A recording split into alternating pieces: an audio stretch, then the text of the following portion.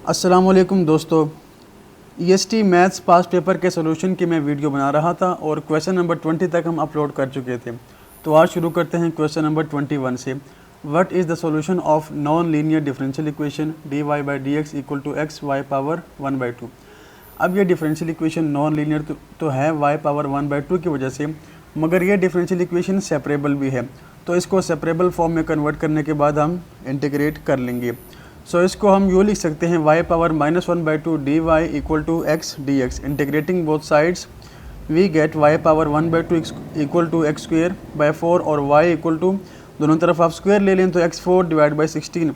तो वैसे यहाँ पर कांस्टेंट तो होना चाहिए, मगर चूंकि ऑप्शन में कांस्टेंट नहीं दिया गया तो ठीक है, आप बी ऑप्शन हमारे पास करेक्ट है, x power 4 divide by 16। Question 22, if y equal to 2 divide by x then इसकी वैल्यू हमें फाइंड करनी है। तो पहले हम d square y by d x square find करेंगे। y की वैल्यू आपको गिवन है, तो d y by d x की वैल्यू है -2 बाई एक्स स्क्वेयर। दोबारा डेरिवेटिव लिया तो ये 4 बाई एक्स क्यूब आ गया। और अब आप क्या करें, आप इस एक्सप्रेशन की वैल्यू फाइंड आउट करें। तो फाइंड आउट करने के बाद हमारे पास लास्ट आंसर आ गया। 2 कॉमन ले लें, 2 times x square plus 1 by x cube means B is the correct option. Question 23, the differential equation this one is, इस डिफरेंशियल इक्वेशन को हम लेजेंड्रेज इक्वेशन कहते हैं। Question 24, find the angle between A and B if A cross B magnitude equal to square root 3 A dot B magnitude. अब A cross B magnitude की value है A B sine theta. Magnitude जब लेंगे तो unit vector की value 1 आ जाएगी equal to square root 3 A B cos theta. दोनों को डिवाइड करें, then tangent theta equal to square root 3 और theta equal to tan inverse of square root 3। वहाँ से थीटा या वाई की वैल्यू आपके पास 60 डिग्री या π/3 आ गई। Correct option is D. Question 25, the modulus of the sum of 3 mutually perpendicular vectors are.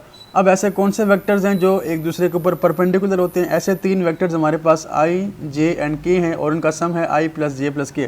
अब हमें इनकी मैग्नीट्यूड या मॉडुलस फाइंड करना है, तो आप इनके कोफिशिएंट का स्क्वायर लेके सम कर दें, तो ये आएगा 1 + 1 + 1 equal to square root 3। So correct option is C. Question 26, for what value of alpha the magnitude of this vector is 2। Alpha की वो वैल्यू फाइंड करें जो पॉजिटिव है, और अल्फा की वो वैल्यू रखने से इस वेक्टर का मैग्नीट्यूड 2 बन जाएगा। तो आप मैग्नीट्यूड की एक्सप्रेशन लिख लें, कोफिशिएंट i, j और k स्क्वायर लें और स्क्वायर रूट के अंदर आंसर 2 आना चाहिए। अब इस एक्सप्रेशन से हमने अल्फा की वैल्यू फाइंड करनी है। तो हमारे पास अल्फा की लास्ट वैल्यू आ गई स्क्वायर रूट 2/3। गिवन है कि अल्फा की वैल्यू पॉजिटिव है, इसलिए आपने पॉजिटिव लेनी है। So correct option here is B. Question 27, the volume of parallel pipe whose edges are A B and C is. Volume find करना है पैरेलल पाइप का जिसकी एजेस आपको गिवन है। किसी भी पैरेलल पाइप का वॉल्यूम आप स्केलर ट्रिपल प्रोडक्ट से फाइंड आउट कर सकते हैं। तो अब आपने स्केलर ट्रिपल प्रोडक्ट लेना है A cross B dot C. जब आप इसकी वैल्यू कैलकुलेट करेंगे आंसर 123 आ जाएगा। Correct option is B. Question 28, corner points of feasible region of this function subject to the constant given are. Corner point हमें इस फंक्शन के फाइंड करने हैं। तो इस तरह के क्वेश्चन आप सेकेंड ईयर मैथ्स के book chapter number 5 linear programming and linear inequalities, वहाँ से आप देख सकते हैं, खुद सॉल्व कर सकते हैं। इसका सोल्यूशन थोड़ा सा लेंथी है, इसलिए मैंने यहाँ पर नहीं किया हुआ। तो ये आपका टास्क है, ये आपने खुद करना है। Next question, question number 29, if y equal to x square minus 4x plus 4 then its horizontal asymptote is equal to. Asymptote क्या होता है? A straight line L is called an asymptote for a curve C if the distance between L and C approaches 0. As the distance moved along L tends to infinity. जैसे ही straight line जो है वो infinity को जाएगी, उसकी length ज़्यादा होती जाएगी, तो लाइन और कर्व के दरमियान डिस्टेंस 0 को अप्रोच करेगा, तो वो जो स्ट्रेट लाइन होगी वो कर्व की एसिम्प्टोट कहलाएगी। हॉरिजॉन्टल एसिम्प्टोट हम कैसे फाइंड कर सकते हैं? The value of y, horizontal asymptote y की वो वैल्यू होगी when x approaches to infinity. जब x को हम इन्फिनिटी कर देंगे किसी भी इक्वेशन में, तो उस वक्त जो y की वैल्यू आएगी वो हॉरिजॉन्टल एसिम्प्टोट कहलाएगी। अब इस इक्वेशन में अगर x की जगह आप इन्फिनिटी पुट करें तो ऑब्वियसली y भी इन्फिनिटी को ही अप्रोच करेगा। सो इसलिए हमारे पास जो हॉरिजॉन्टल एसिम्प्टोट की वैल्यू है वो y इक्वल टू इन्फिनिटी है। D is the correct option. Question number 30, what is the domain of function when function is this one.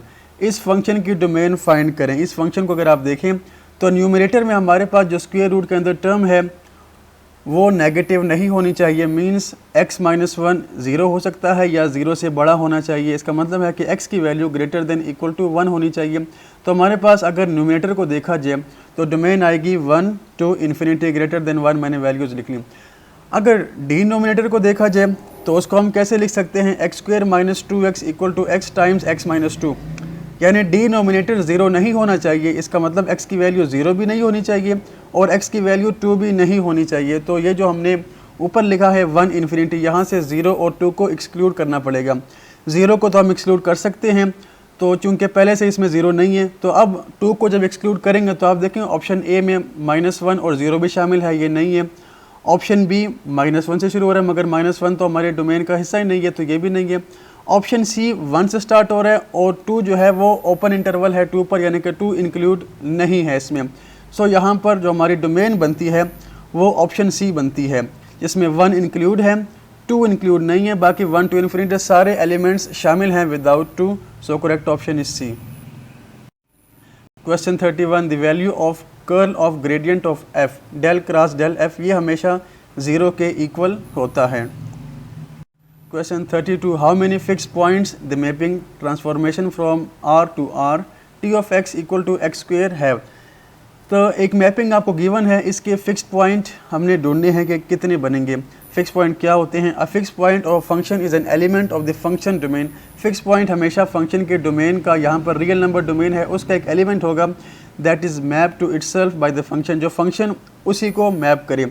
For example c is a fix point of the function f if f of c equal to c। अगर function c पे लिया जाए f of c, वो answer c ही आ जाए, लेकिन domain और रेंज की वैल्यू इक्वल आ जाए तो उस पॉइंट को जो कि डोमेन का है उसे हम फिक्स पॉइंट कहेंगे।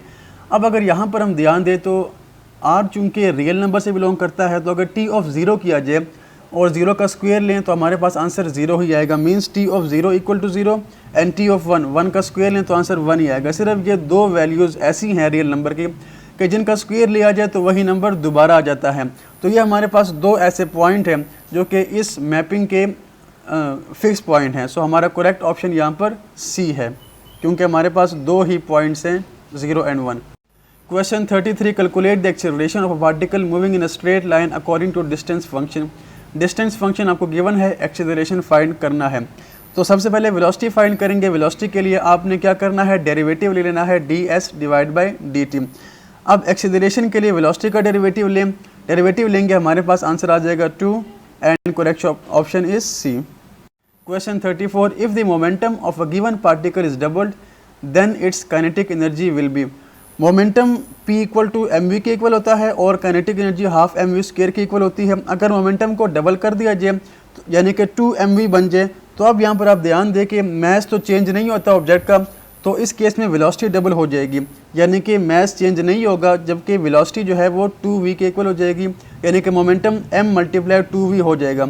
अब यही वैल्यू v की 2v आप काइनेटिक एनर्जी में जब पुट करेंगे तो आपके पास ये इक्वल हो जाएगी 4mv स्क्वायर की, यानी जब मोमेंटम डबल हो गया तो काइनेटिक एनर्जी 4 टाइम्स बढ़ गई। तो हमारे पास जो ऑप्शन बनेगा वो सी बनेगा, क्वाड्रुपल्ड 4 टाइम्स इंक्रीज हो गई। Correct option is C. Question 35, the escape velocity from the surface of earth is approximately equal to. Escape velocity ज़मीन के सरफेस से कितनी है? तो एस्केप वेलोसिटी की डेफिनेशन यहाँ पर लिखी है, ये वो लोवेस्ट वेलोसिटी होती है जो किसी भी बॉडी को चाहिए होती है किसी भी पार्टिकुलर प्लेनेट या ऑब्जेक्ट के ग्रेविटेशनल अट्रैक्शन फोर्स से बाहर निकलने के लिए।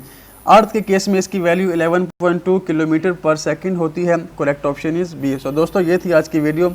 अगली वीडियो में दोबारा मुलाकात होगी, तब तक के लिए अल्लाह हाफिज़।